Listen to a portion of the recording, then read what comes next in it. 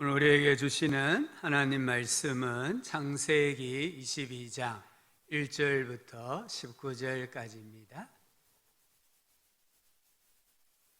창세기 22장 1절부터 19절까지 교도가이어서 말씀을 읽겠습니다. 그 일 후에 하나님이 아브라함을 시험하시려고 그를 부르시되 아브라함 하시니 그가 이르되 내가 여기 있나이다.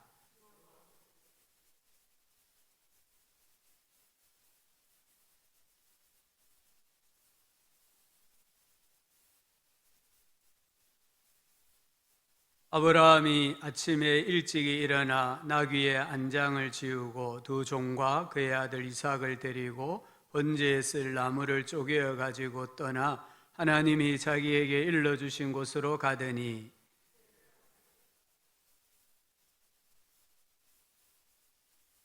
이에 아브라함이 종들에게 이르되 너희는 나귀와 함께 여기서 기다리라. 내가 아이와 함께 저기 가서 예배하고 우리가 너희에게로 돌아오리라 하고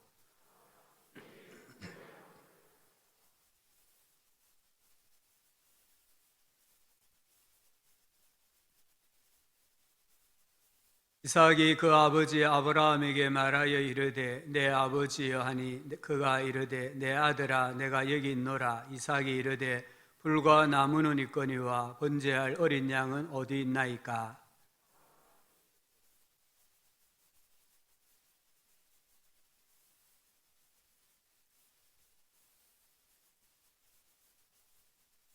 하나님이 그에게 일러주신 곳에 이른지라. 이에 아브라함이 그곳에 제단을 쌓고 나무를 버려놓고 그의 아들 이삭을 결박하여 제단 나무 위에 놓고 여호와의 사자가 하늘에서부터 그를 불러 이르시되 아브라함아 아브라함아 하시는지라. 아브라함이 이르되 내가 여기 있나이다 하며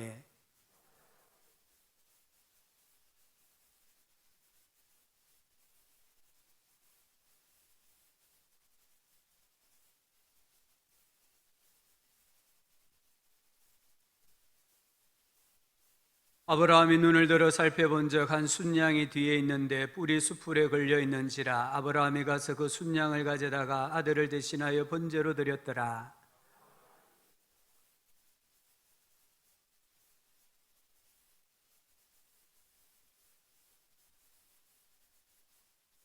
여호와의 사자가 하늘에서부터 두 번째 아브라함을 불러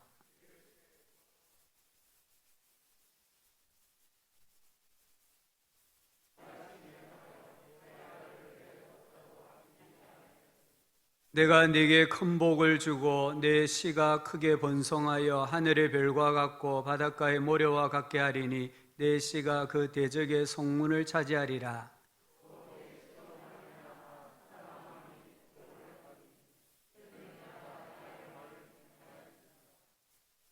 같이 읽읍시다. 이에 아브라함이 그의 종들에게로 돌아가서 함께 떠나 베엘세바에 이르러 거기 거주하였더라. 아멘. 귀한 보혈의 찬송 감사합니다. 우리 앞뒤 좌우로 한번 인사합시다. 사랑의 하나님이 당신과 함께 하십니다. 아멘. 지난 주간에 이렇게 좋은 찬양 유튜브를 두 개 이렇게 소개를 받았어요. 하나는 우리 할렐루야 지휘자 김나음이 권사님이 보내준 곡인데 I am 칸탄타 부활절 칸탄타 곡이더라고요. 또 하나는 우리 또 공교롭게 피아니스트가 우리 여은희 선생님이 또 곡을 하나 보내주셨더라고요. 제목이 믿음에 믿음을 더하여. 그래서 오늘 설교 제목을 우리 그 찬양 곡을 따라서 믿음에 믿음을 더하여라고 잡아 보았습니다. 오늘 말씀은 예수님과 예수님의 삶, 죽음을 빼놓고 보면 가장 놀라운 믿음의 사건입니다. 그래서 유명한 화가들에게 영감을 주어 이삭의 희생이라는 명화를 많이 남긴 그런 말씀이기도 해요. 이 사건의 시간적 배경은 1절을 보니까 이 일 후에라고 했습니다.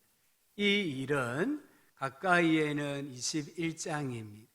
창세기 21장을 보니까 하나님께서 아브라함의 나이 100세에 사라 나이 90세에 그토록 바라던 아들 이삭을 주셨어요. 또 가정의 불화의 원인이었던 문제도 해결해 주셨어요. 또 늘 이 아브라함의 이 삶을 위협하던 대적도 하나님이 해결해 주셨어요. 그래서 이 일 후에 이 말을 좀 다르게 표현하면 좋은 일들이 많이 일어난 후에 이렇게 할 수 있어요. 그때에 하나님께서 아브라함을 부르십니다. 1절에 부르다 이 단어의 뜻은 조용히 말하다 이런 뜻입니다. 하나님께서 아브라함 귀에 소곤소곤 조용히 대화를 나누셨다 이런 뜻입니다. 하나님께서 아브라함을 부르신 이유가 무엇입니까? 아브라함을 시험하시려고입니다. 시험하다 이 단어는 실력을 입증하다 이런 뜻입니다. 군대가 신무기를 개발하면 성능을 시험하듯이 아브라함의 믿음을 하나님께서 입증하기 위해 시험하기 위해 부르셨습니다. 그런데 우리가 알아야 될 것이 하나 있습니다. 하나님은 아무나 시험을 하시지 않아요. 하나님은 시험도 징계도 축복도 은사도 아무에게나 주시지 않습니다.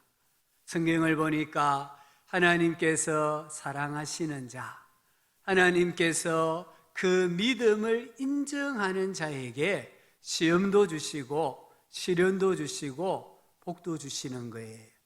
우리 예수님께서 시험을 받으신 것은 하나님의 아들이었기 때문에 시험을 받으셨어요. 히브리서 12장 6절은 주께서 그 사랑하시는 자를 징계하신다라고 했습니다. 하나님이 아브라함을 시험하신 것은 아브라함을 사랑하셨다는 겁니다. 아브라함의 믿음을 인정하셨다는 것을 나타냅니다. 2절은 시험의 내용입니다. 내 아들, 내 사랑하는 독자 이삭을 번제로 드리라. 이삭을 제물로 드리라고 합니다. 이삭은 아브라함이 사랑하는 독자잖아요. 100세에 얻은 아들이니까 얼마나 귀한 아들입니까? 우리 정호지 목사님이 아들 주신이만 봐도 좋다 하는데 정상적으로 얻은 아들이잖아요. 근데 아브라함은 100세의 아들을 얻었으니까 이 아들이 얼마나 사랑스럽겠습니까? 정말 밥을 안 먹어도 아들만 보면은 배가 부른 그런 아들이 이삭입니다. 그 이삭을 하나님께서 제물로 바치라라고 하십니다.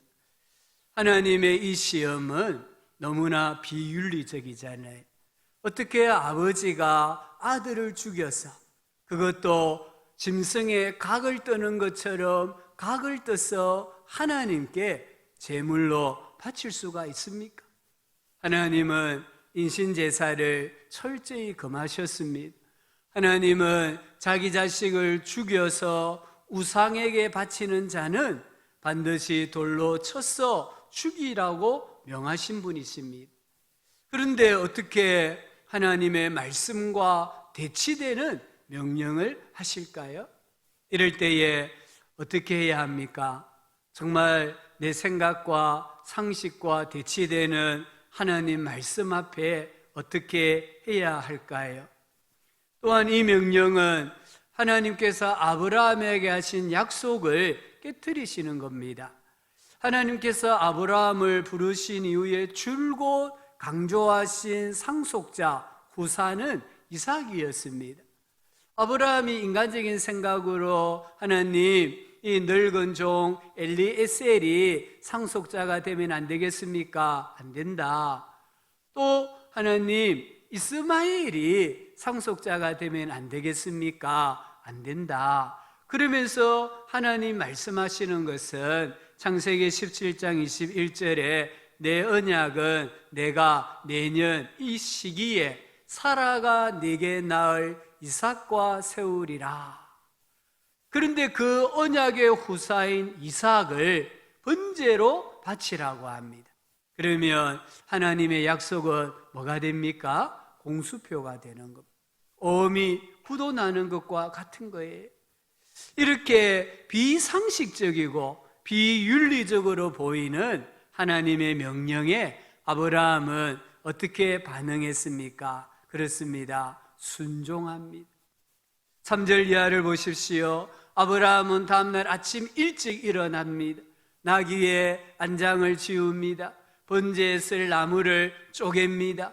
두 종과 이삭을 데리고 하나님께서 일러주신 곳으로 떠납니다. 하나님께서 일러주신 산에 도착합니다. 종들은 산 아래에 머물게 합니다. 이삭을 데리고 산 정상 위로 올라갑니다. 아브라함은 자기 손으로 단을 쌌습니다. 이삭을 결박합니다. 그 이삭을 나무 위에, 단 위에 올려 놓습니다. 아브라함은 손으로 칼을 잡습니다. 그리고 아들을 죽이려고 합니다. 아브라함은 하나님의 이 비상식적이고 비윤리적으로 보이는 이 명령 앞에 조금도 후회 없이, 조금도 주저함 없이 순종을 합니다. 아브라함은 생각하고 순종하지 않습니다. 아브라함은 자기 감정에 함몰되지 않았습니다.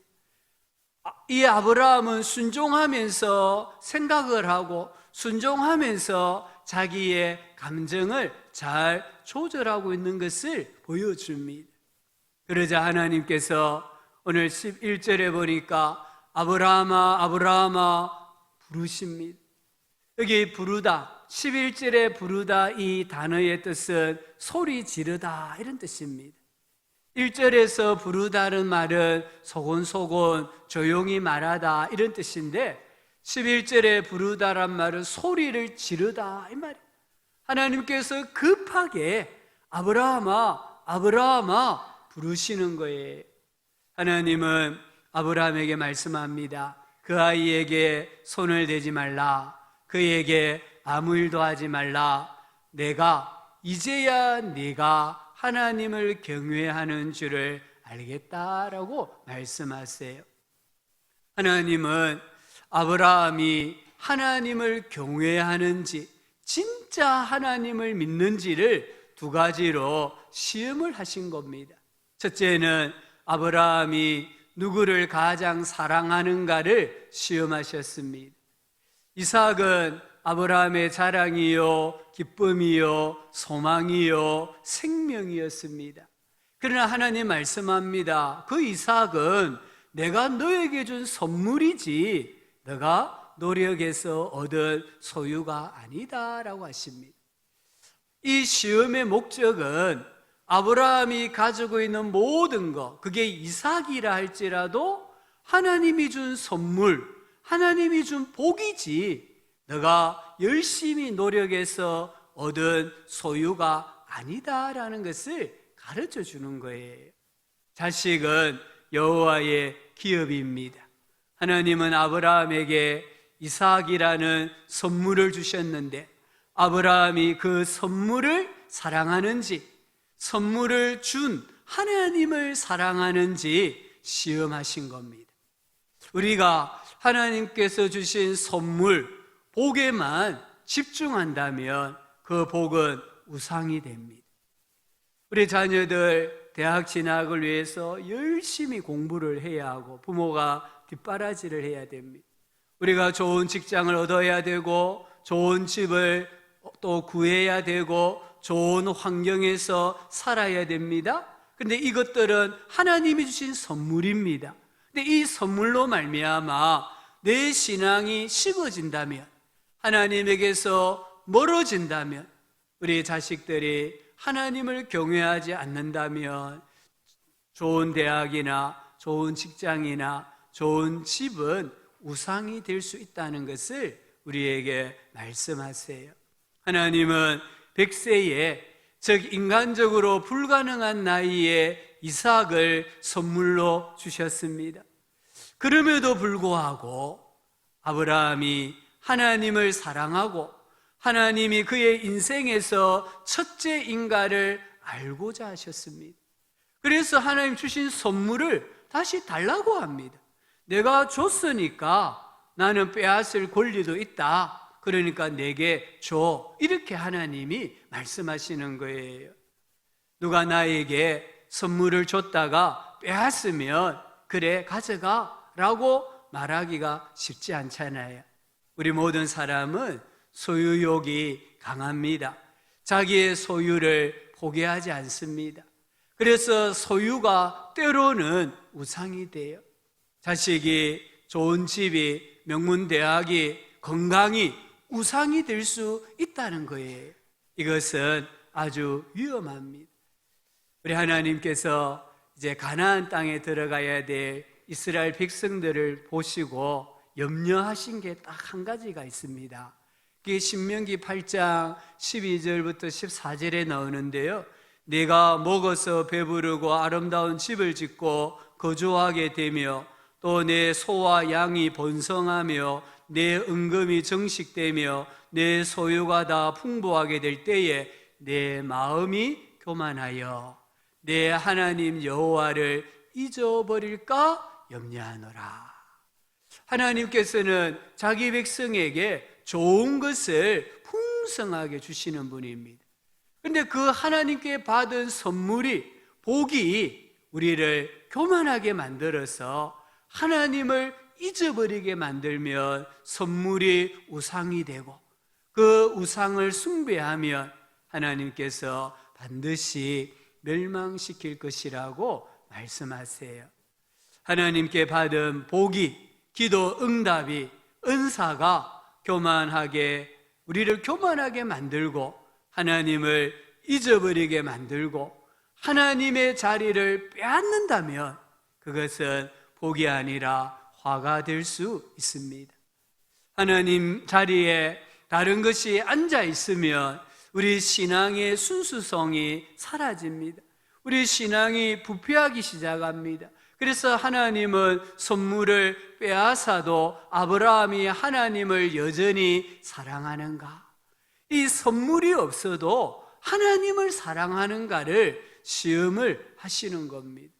선물을 빼앗아 가도 아브라함이 여전히 하나님을 첫 번째로 생각하는가를 시험을 하신 거예요. 아브라함은 그 시험을 잘 통과했습니다.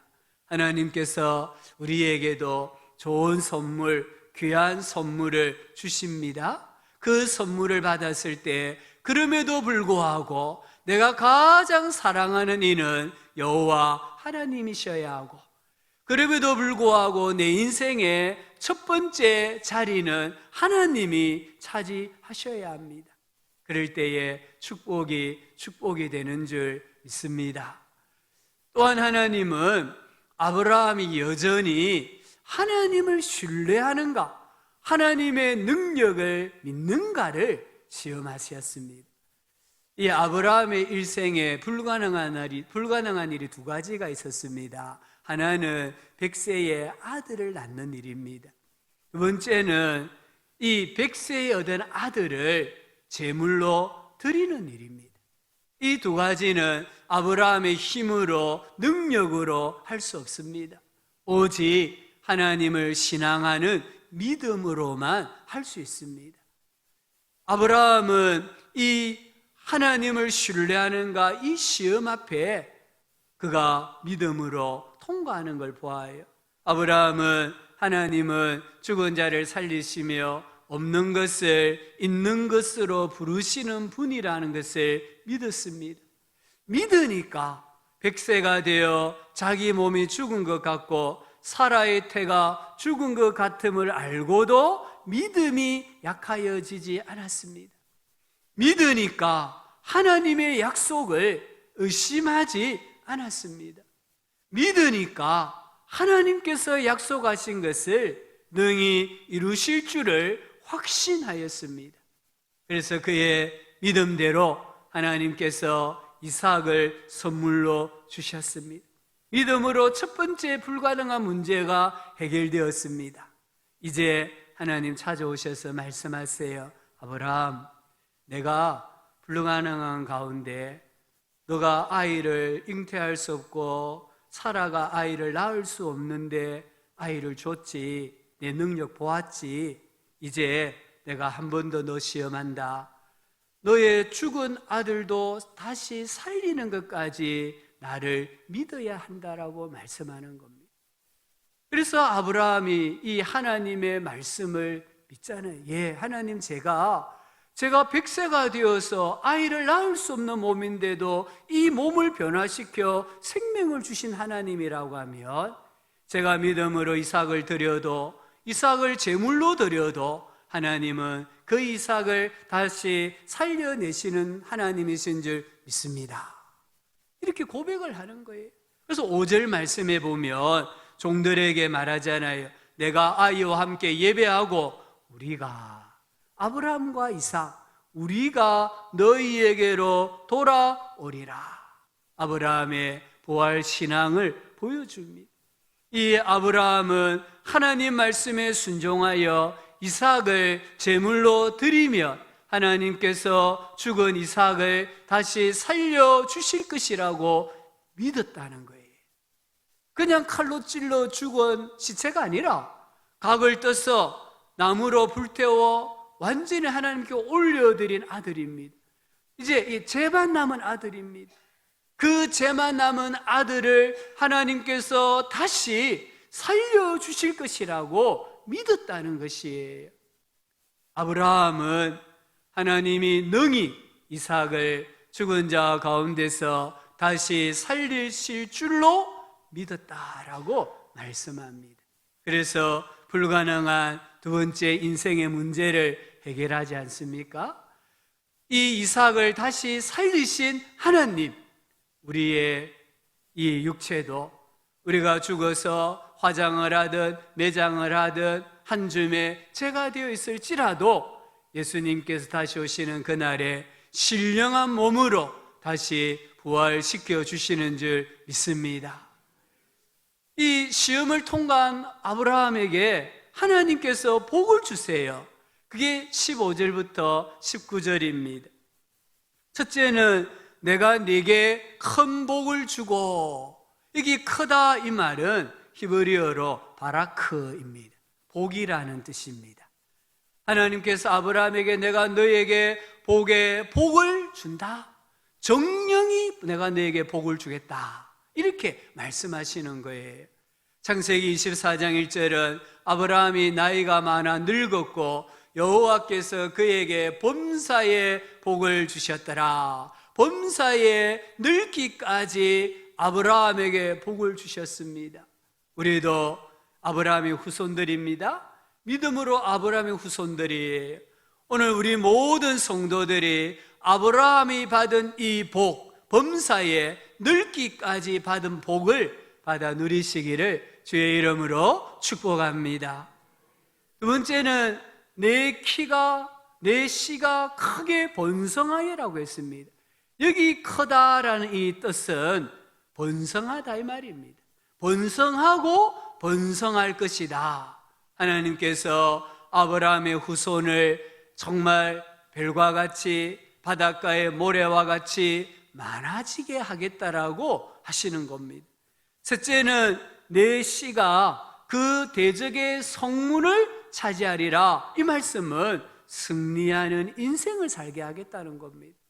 아브라함과 아브라함의 후손이 승리하는 인생을 살아가도록 하나님께서 복을 주십니다. 네 번째는 내 씨로 말미암아 천하 만민이 복을 받으리니. 여기 씨는 1차적으로는 이삭을 가리키지만 궁극적으로는 예수 그리스도를 가리킵니다. 아브라함의 후손으로 이 땅에 오실 예수 그리스도로 말미암아 천하 만민이 영적인 복, 구원의 복을 받게 할 것이다 라고 하나님이 말씀하셨습니다. 하나님께서 아브라함의 무엇을 보시고 이렇게까지 복을 주십니까? 그렇습니다. 순종입니다. 오늘 18절에 이는 내가 나의 말을 준행하였음이니라. 하나님 말씀에 순종했기 때문에 하나님께서 복을 주시는 겁니다. 아브라함이 세운 믿음의 기념비가 무엇입니까? 한번 따라합시다. 순종하는 신앙. 순종하는 신앙이라는 믿음의 기념비를 세운 거예요. 2절에 모리아 땅으로 가라는 명령에 3절을 보니까 일어나 하나님이 자기에게 일러주신 곳으로 가더니 순종합니다. 2절에 거기서 그를 번제로 드리라는 명령에 10절을 보니까 손을 내밀어 칼을 잡고 그 아들을 잡으려 하니 순종합니다. 이 아브라함이 하나님의 말씀에 적극적으로 순종을 했다는 거예요. 순종하니까 시험이 통과되고 순종하니까 믿음이 성장하고 자신과 그의 후손이 영원한 복을 받게 되었다라고 말씀하고 계십니다.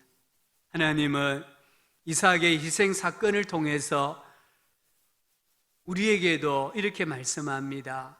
너의 이삭을 나에게 바치라고 하십니다. 나의 이삭이 무엇입니까? 내 것이라고 생각하는 모든 것들입니다. 내 권리처럼 여기는 것들입니다. 내 삶에서 하나님과 첫째 자리를 놓고 경쟁하는 것입니다. 이것은 작은 것에서부터 매우 본질적인 것까지 해당될 수 있습니다. 한 여인에게는 빵 한 조각이 그의 이삭이었습니다. 한 청년에게는 재물이 이삭이었고요. 이 스로보닉의 가난한 여인에게는 그녀의 자존심이 이삭이었습니다. 그래서 예수님께서 이 여인의 자존심부터 짓밟아 버리시잖아요. 정말 주변 사람들이 볼 때 예수님 너무 잔인하다 싶을 만큼 이 여인이 가지고 있는, 포기하지 않고 있는 자존심을 빼앗아가 버리세요. 그리고 말씀하잖아요. 여인에게 내 딸이 고침을 받았다. 이 자존심이라는 이삭을 주님 앞에 내려놓았을 때에 그녀의 딸이 고침받는 역사가 일어난 거예요. 어부인 제자들에게 이삭은 물고기입니다, 뱀입니다, 그물입니다, 부모입니다. 사도 바울이 예수를 영접했을 때 그가 가진 이삭이 무엇이었습니까? 로마 시민권자였습니다. 또 바리새파 종파 가문의 자랑이었습니다. 가말리엘 문화생이었습니다. 학력과 가문과 또 그가 가지고 있는 명예, 권력이 이삭이었습니다. 예수님은 바울에게 너의 이삭을 나에게 바치라 하잖아요. 그래서 바울이 이 모든 것들을 배설물로 여기고 예수님 안에서만 자기가 발견이 되려고 애쓴다라고 말씀하십니다. 지혜로운 사람은요, 알아서 하나님의 자리를 빼앗는 이삭을 내려놓아요. 그러면 하나님도 이삭도 소유하게 됩니다. 그러나 어리석은 사람은 이삭을 움켜쥐고 내려놓지 않으려고 해요. 그러나 하나님께서 만약 그 사람을 사랑한다면, 움켜쥐고 있는 사람을 하나님이 진짜 사랑한다면 뭘 주실까요? 고난을 주시는 거예요. 인생에 시련을 주시는 거예요. 고난과 시련을 통해서라도 내가 움켜쥐고 있는 이삭을 하나님 앞에 내려놓기를 원하시는 거예요. 나의 이삭이 무엇인가를 생각하시기 바랍니다. 그리고 자발적으로 잘 내려놓는 훈련을 하십시오. 그러면 하나님이 주신 이삭, 선물을 향유하는 은혜와 복이 임하게 되어 있습니다. 두 번째, 하나님은요, 야, 너 믿음이 좀 자라야 된다라고 하시는 거예요. 시험을 통과하지 않은 믿음은요, 가짜 믿음입니다. 하나님께 주시는 시험, 그게 크든 작든 시험을 통과해야만 내 믿음이 진짜 믿음이라는 게 인정이 돼요. 하나님은요, 말씀드렸잖아요. 아무에게나 시험하지 않습니다. 초등학생에게 대학 수능 시험을 보라고 하면 그건 말이 안 되잖아요. 또 초등학생이 푸는 문제를 대학원생이 박사 과정에 있는 학생이 풀으라고 하면 그건 말도 안 되잖아요. 시험은요, 하나님과 인격적인 교제를 나누는 사람에게 주시는 거예요. 하나님과 별로 가깝지 않은 사람, 하나님의 일에 대해서 생각하지 않는 사람, 하나님께서 인정하시지 않는 사람에게는 시험도 없습니다. 그래서 야고보가 말하잖아요. 1장 2절에 내 형제들아 너희가 여러 가지 시험을 당하거든 온전히 기쁘게 여기라. 내가 시험을 당한다는 것은 하나님이 나를 인정해 주신다는 겁니다. 내 믿음이 성장했다는 증거입니다. 그래서 시험이 오면은 기쁘게 여기라고 합니다.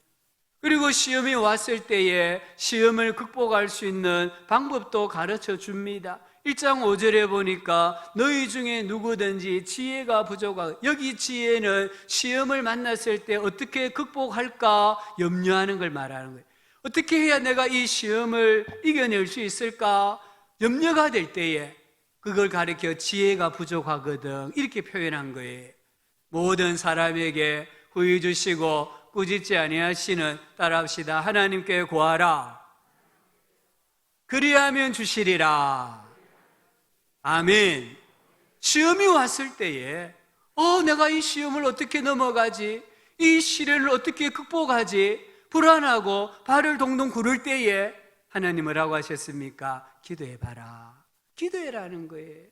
기도하면 하나님이 시험을 극복할 수 있는 지혜를 주신다라고 말씀을 하셨습니다. 어린아이 신앙에 머물러 계시면 안 돼요. 늘 그 자리에 맴도시면 안 돼요. 하나님께서 인정하시는 신앙으로 성장하시기를 축복합니다. 시험이 오면 감사하세요. 시험을 통과하세요. 그래서 더 깊은 하나님의 은혜와 하나님의 복을 체험하시기를 주의 이름으로 축복합니다. 하나님 또 이렇게 말씀하세요. 너가 서 있는 곳에서 내 말에 순종하는 연습을 하면 좋겠다 하십니다. 이런 글이 있습니다. 순종은 신자가 배워야 할 가장 중요한 학습이다. 또한 배우고 나서 다음 세대에게 가르쳐 주어야 할 가장 중요한 수업이다. 작은 순종부터 하는 것이 중요하다. 주님이 세우신 작은 권위나 작은 일에 순종하는 것부터 연습해야 한다. 예, 그리하겠습니다가 입에 붙을 때까지 반복하고 또 반복해야 한다. 순종하는 것만큼 하나님의 은혜를 받습니다. 순종하는 것만큼 하나님의 복을 받아요. 순종이 예배보다, 능력보다, 은사보다, 열심보다 낫습니다. 범사에 하나님께 순종하십시오. 아브라함이 순종함으로 자기의 삶의 자리를 뭐라고 불렀습니까? 여호와 이레. 하나님이 준비하신다. 우리도 삶의 자리에서 순종을 연습할 때에 여호와 이레의 흔적이 가득하기를 주의 이름으로 축원합니다. 예수님을 신앙하는 길에는요 많은 시험이 있어요. 시련이 있습니다. 아브라함에게도 시험이 있었잖아요. 10가지 시험이 있었다고 해요. 어떻게 시험을 이겨냈을까요? 그때마다 시험을 받을 때마다 주님 믿음에 믿음을 더하여 주십시오. 기도했다는 것이에요. 처음부터 아브라함의 믿음이 크다든지 훌륭한 것이 아닙니다. 아브라함은 크고 작은 시험을 만날 때마다 조금씩 믿음에 믿음을 더하였습니다. 그래서 가장 큰 시험도 이길 수 있었습니다. 우리 인생에 시련이 있을 때마다, 신앙생활에 시험이 있을 때마다 믿음에 믿음을 더하여 달라고 기도하시기 바랍니다. 믿음이 정립이 되다 보면은 큰 시험도, 인간적으로 불가능한 시험도, 시련도 극복할 수가 있습니다. 어떤 시험이 와도, 어떤 시련이 와도 믿음에 믿음을 더하여서 아브라함처럼 순종하여 하나님의 능력을 더 깊이 경험하고 하나님께서 예비하신 복을 받고 은혜와 평강 가운데 승리자로 살아가시기를 예수님의 이름으로 축복합니다. 하나님 아버지, 우리도 시험하여 주십시오. 우리 믿음이 참이라는 것을 주님 시험하여 주십시오. 우리에게 아브라함의 믿음을 주셔서 어떤 시험도 시련도 이겨내어 하나님께 영광 돌려드리게 하여 주옵소서. 우리 모든 성도들에게 믿음의 믿음을 더하여 주옵소서. 예수님 이름으로 기도합니다. 아멘.